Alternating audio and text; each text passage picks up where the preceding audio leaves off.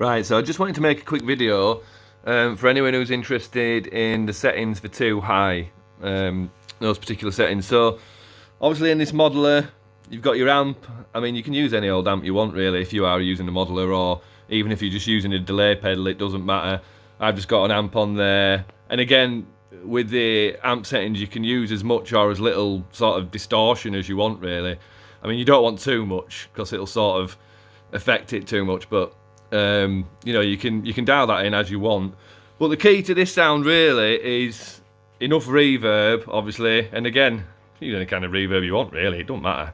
I always tend to end up using different ones, as long as you have something that's, you know, sounds sort of open, like a big hall setting, you'll be fine.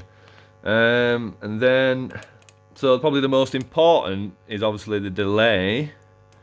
And if we're going, oh, that's not how you do that, is it? Edit.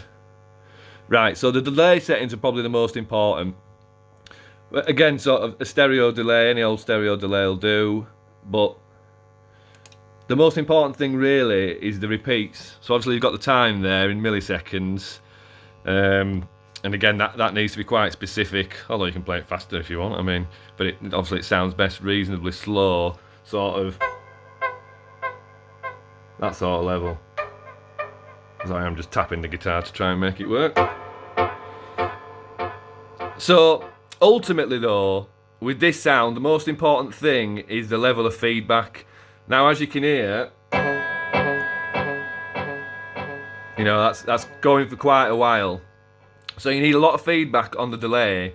And then again, the most crucial thing is the volume of the delay in the mix. So obviously what I tend to do is I set the delay to be just a tad louder than the actual note I'm playing, if that makes sense. I mean, without the guitar in my hand, it's kind of hard to play it, but I'll see if I can just play one note.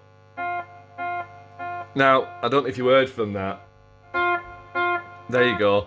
The repeat is actually just a tad louder than the first note. I'm not very good at explaining things, but if you know what I mean there.